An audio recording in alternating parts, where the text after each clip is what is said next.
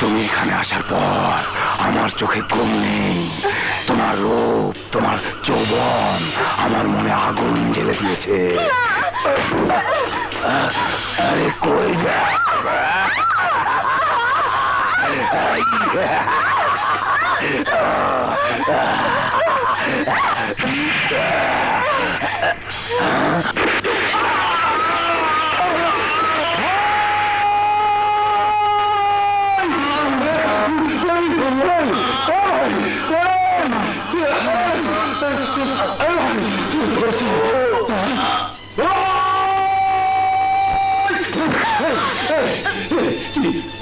আমার ভাইকে মেরে ফেলেছিস, আমার ভাইকে মেরে ফেলেছিস। তোকে আমি ছাড়বো না, তোকে আমি মেরে ফেলবো। এই শিবা, আমি সব দেখেছি। তোর ভাই একটা চরিত্রহীন লম্পট। কোনো কথা না বলে ওর লাশ কবর দেওয়ার জন্য বাইরে নিয়ে যা। কিন্তু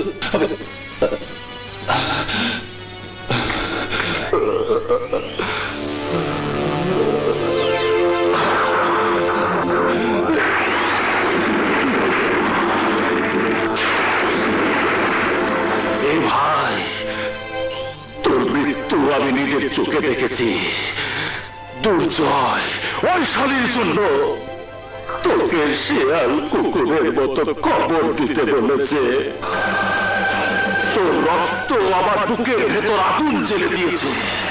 আমি এবার দুর্জয় আর ওই শালীর উপর, দুর্জয়ের চিরশত্রু ওই বিল্লা মাস্তানের সাথে হাত মেলাবো, হাত মেলাবো, হাত।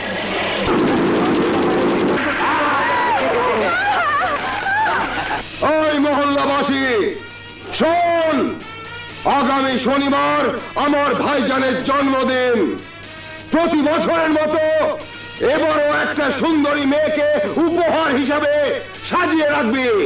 আরো শুনে রাখ, ওই ইন্সপেক্টরের মেয়ে কাজল এই মহল্লায় ফিরে এলে আমাকে খবর দিবি। যদি শুনি খবর না দিয়ে আশ্রয় দিয়েছিস, তাহলে এই মহল্লার সবাইকে মরণের বাইস্কোপ দেখিয়ে দেব। কথাটা মনে থাকে যেন। এই চল। বিল্লা মাস্তান কত মানুষের হাত পা কেটে দিয়েছে তার কোনো হিসেব নেই। কত মানুষের মাথা কেটে ফুটবলের মতো খেলা করেছে, তার হিসেব কেউ দিতে পারবে না। তাই তো তোমাদেরকে নিয়ে এসেছি। তোমাদের প্রতি মহল্লার মানুষ কে কতটুকু ভরসা করতে পেরেছে তা আমি জানি না, তবে আমার বিশ্বাস আগামী পরশু বিল্লা মাস্তানের জন্য আর কোনো মেয়েকে ভোগের খোরাক করে তুলে দিতে হবে না। এই ভরসা তো করতেই হবে, কারণ আগামী পরশু আমাদের পরীক্ষা দেবার দিন। কি হলো? ঘরে চল। বন্ধু, ঘরে যাওয়া কি ঠিক হবে? কেন? শুনলি না, বিল্লা মাস্তান হাত পা কেটে দেয়, মাথা কেটে বল বানিয়ে খেলা করে। দোষ আমারই, অনেক চাপা মেরেছি, মিথ্যা কথা বলেছি। ইস, এবার চল বন্ধু, বিল্লা মাস্তানের হাতে জীবনটা দেবার আগে রাতের আধারে কেটে পড়ি। চল চল চল চল।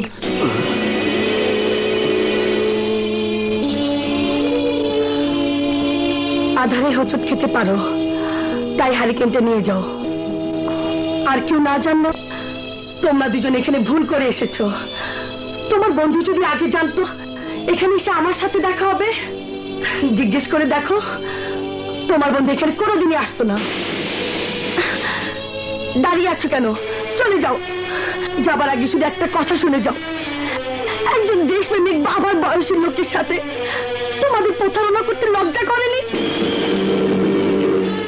যে লোক নিজেই জানে না কোনটা ন্যায় কোনটা অন্যায়, সে আবার ন্যায়ের পক্ষে কাজ করবে? ভীরু কাপুরুষ।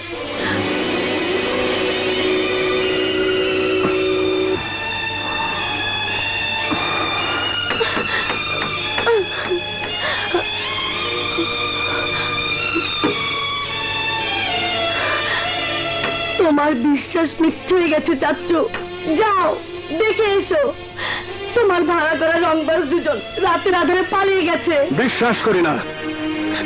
তুই মিথ্যে বলছিস না? না, ওরা আমার সাথে এত বড় প্রতারণা করতে না। ওরা আমাকে আশা দিয়েছে, ভরসা দিয়েছে, তাই ওরা আমার সেই আশা ভরসার শক্ত প্রাচীরটা ভেঙে দিয়ে পালিয়ে যেতে পারে না।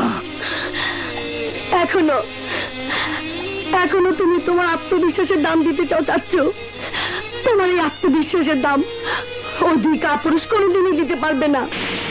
কারণ একটাই, লড়াই করার জন্য বুকে সাহস লাগে, বাহুতে শক্তি লাগে। এর দুটোর কোনোটাই ওদের মধ্যে নেই। চাচু চাচু, তুমি শুধু ভাবো, সকাল হলে মহল্লার প্রতিটি মানুষের সামনে তুমি তুমি কি বলবে? ওদের টাকা গহনা কি করে ফেরত দেবে? কারণ কারণ ওরা তোমাকে বিশ্বাস করে, ভালোবেসে রংবাজ ভাড়া করার জন্য টাকার গহনা দিয়েছিল। নূপুর, তোর কথা যদি সত্য হয় তাহলে কাল সকালেই আমি সকলের সামনে হাত জোর করে ক্ষমা চাইব। চাচু, আমি ক্ষমা চাইব। চাচু,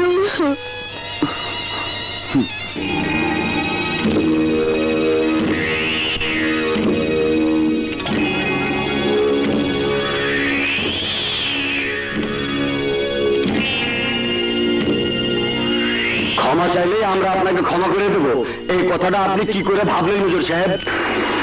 আমরা আমাকে টাকার গয়না দিছি রংবাজ ভাড়া করার জন্য। তোমার ভাড়া করা রংবাজ যদি পালায় যায় তার জন্য আমরা দেয় না। বলো, তুমি আমাদের দেনা কি করে শোধ করবে?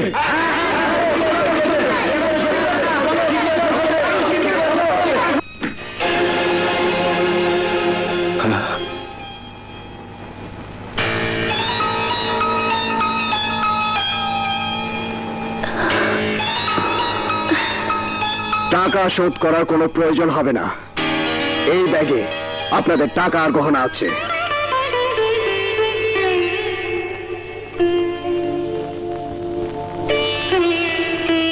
একটা সত্যি কথা বলতে আজ আমাদের লজ্জা নেই। আসলে আমরা মিথ্যে কথা বলে এই সহস্রের মানুষের দুর্বলতা সুযোগ নিয়ে প্রতারণা করার জন্য এসেছিলাম। আজ আর প্রতারণা করব না, আজ আর একটি মিথ্যে কথাও বলবো না।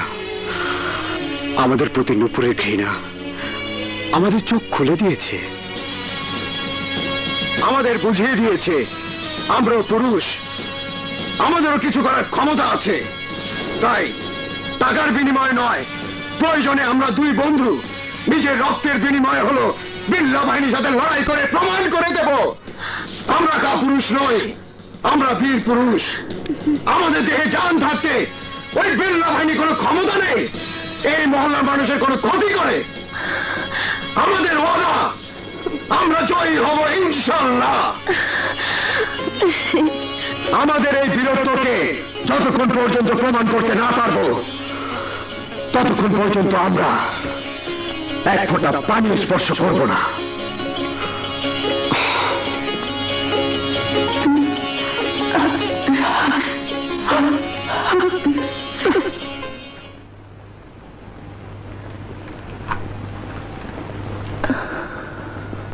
আমাদের এই বীরত্বকে যতক্ষণ পর্যন্ত প্রমাণ করতে না পারবো ততক্ষণ পর্যন্ত আমরা এক ফোঁটা পানি স্পর্শ করব না।